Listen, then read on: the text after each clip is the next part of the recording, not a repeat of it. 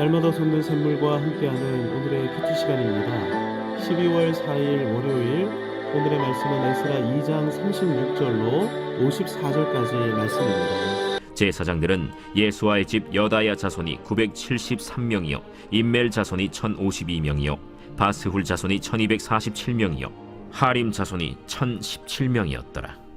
레위 사람은 호다위아 자손 곧 예수아와 간미엘 자손이 74명이요 노래하는 자들은 아삽 자손이 128명이요 문지기의 자손들은 살룸과 아델과 달문과 악국과 하리다와 소베 자손이 모두 139명이었더라.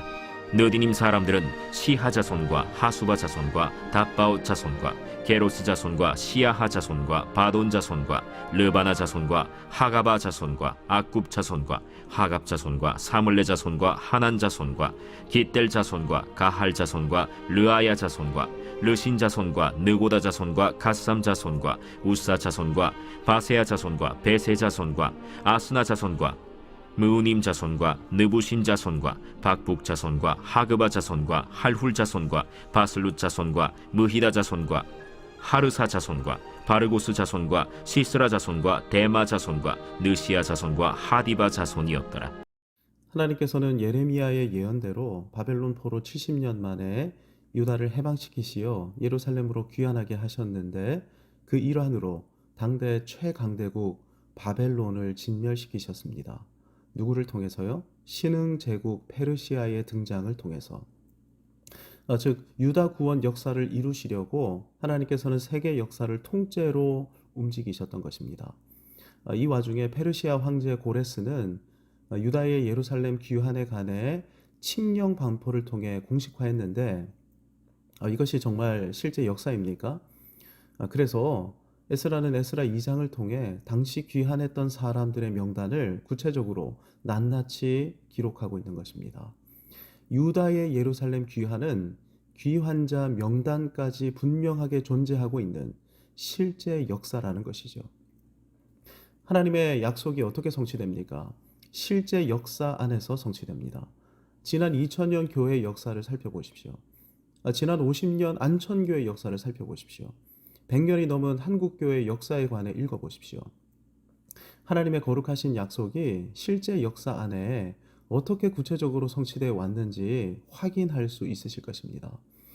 양화진에 가보시면 100여 년 전에 파란 눈과 하얀 피부의 서양인 선교사들이 실제 한국 땅에 와 복음을 증거하고 한국의 역사를 완전히 새롭게 하는 일에 일조한 다음 묘역에 잠들어 있는 것을 확인하게 되실 것입니다. 하나님의 역사는 언제나 실제 역사인 것이죠. 역사적 기반이 없는 신앙은 진짜 신앙이 아닙니다. 기독교 신학의 출발점을 보십시오. 태초에 하나님이 천지를 창조하시니라. 기독교 신학의 시작은 우주와 역사의 시작과 함께합니다. 기독교 신앙에는 역사성과 정통성이 있는 것이죠. 기독교 진리는 절대적이고 불변하며 영원한 진리입니다. 진리는 결코 상대적이거나 가변적이거나 제한적일 수 없죠. 그러니까 창조주이시고 섭리자이시며 구원자이신 삼위 하나님을 믿고 의지하는 것이 얼마나 감사한 일인지 모릅니다. 세상 어디에도 기독교 신앙만큼 안전한 신앙은 존재하지 않는 것이죠. 왜요? 기독교 신앙은 역사적이고 정통적이기 때문입니다. 하나님은 지금도 약속하신 말씀의 성취를 위해 이 땅의 역사를 주관하고 계십니다. 자, 보십시다. 하나님께서 약속하신 대로 스펙터클한 방식으로 역사를 송두리째 움직여 가시면서 70년 바벨론 포로 생활을 청산하셨을 뿐만 아니라 황제를 통해서 칙령까지 반포하심으로 유다를 예루살렘 귀환으로 초청하고 계십니다. 얼마나 놀랍고 감사한 일이었을까요? 이보다 하나님의 살아계심에 대한 명확한 증거가 또 어디에 있겠습니까? 그런데 이 놀라운 역사 앞에서 예루살렘으로 귀환하기로 했던 유다 백성은 에스라 2장 64절을 보면 42,360명에 불과했습니다. 남자 성인 남성만의 수가 아닙니다. 남녀를 모두 합한 수입니다. 그러니까 참된 믿음을 가진 남은 자는 그리 많지 않았던 것이죠. 하나님의 구원 역사 앞에서 구원과 회복의 역사를 갈망하는 사람, 언제나 소수였던 것입니다. 그도 그럴 것이 이미 유다는 바벨론 70년 생활을 통해서 3, 4대를 거쳐가면서 바벨론에 완전히 뿌리를 내리고 있지 않았습니까? 근데 이 모든 걸 포기하고 다시 예루살렘으로 돌아간다. 이게 쉽지 않았던 것이죠. 믿음은 한 발은 세상에, 한 발은 하나님 나라에 걸치고 있는 것이 아닙니다. 하나님은 우리에게 차갑든지 뜨겁든지 할 것을 요구하고 계시죠. 그렇다면 나는 어떠합니까? 나는 바벨론의 모든 것을 내려놓고 예루살렘 귀환의 여정에 돌입할 수 있습니까? 내 믿음은 온전합니까? 그래야 하는 것이죠. 본문을 보면 하나님은 바벨론의 모든 것을 내려놓고 하나님 나라를 위해 발걸음을 옮긴 믿음의 사람, 한 사람 한 사람을 모두 기억하고 계십니다. 그래서 본문에서 이들의 이름을 하나하나 거명하고 계신 것이죠. 온전한 믿음으로 살아간 한 사람 한 사람, 하나님은 이 한 사람의 이름을 기억하고 계신 것입니다. 내가 하나님이 기억하시는 한 사람이 되기를 간절히 소망합니다.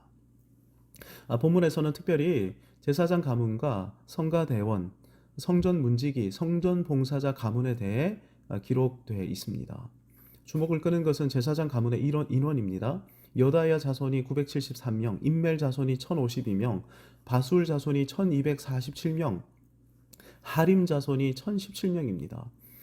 그러니까 귀환한 제사장만 4289명이었는데 귀환했던 전체 인원이 42,360명이었으니까 10명 중에 1명이 제사장이었던 것이죠. 제사장 비율이 굉장히 높은 것 아닙니까? 귀환자 중에서 제사장 비율이 이렇게 높았던 이유가 무엇이었을까요? 쉽게 말해 제사장 가문의 믿음이 출중했던 이유가 무엇이었을까요? 바벨론에 살고 있었음에도 제사장 가문은 자녀들과 후손들에게 제사장의 소명에 관해 계속해서 가르치고 알려주면서 믿음을 전수했기 때문인 것이죠. 제사장 부모의 신앙이 제사장 자녀에게로 계승되었기 때문인 것입니다. 결국 이들이 예루살렘으로 귀환하게 되면서 스룹바벨 성전이 완공되고 스룹바벨 성전 예배가 회복될 수 있었던 것 아닙니까? 제사장과 레위인이 존재하지 않고 성가대원, 성전 문지기, 봉사자들이 없었다면 비록 성전이 완공된다 하더라도 성전은 성전으로 제대로 기능할 수 없었을 것입니다. 기독교 신앙이 역사적 신앙이고 사람을 구원할 수 있는 유일한 방편이라면 저와 여러분에게는 사명이 있습니다. 어떻게 하든 우리 자녀들을 믿음의 길로 이끌어야 하는 것이 그것입니다. 기독교 신앙 안에만 구원이 있다면 기독교 신앙 바깥에는 심판밖에 남아있지 않은 것이죠. 오늘 주신 말씀을 기억하면서 지금도 구원과 회복의 역사를 위해 만물을 섭리하시고 주관하고 계시는 삼위 하나님의 일하심에 주목하길 원합니다. 믿음은 지식, 확신, 의존입니다. 온전히 올인하면서 의존하는 것이 믿음인 것이죠. 그래서 믿는 자에게 구원이 임하게 되는 것입니다. 우리 믿음이 진짜 믿음이라면 우리 믿음이 자녀와 후손들에게 계승되어야만 합니다.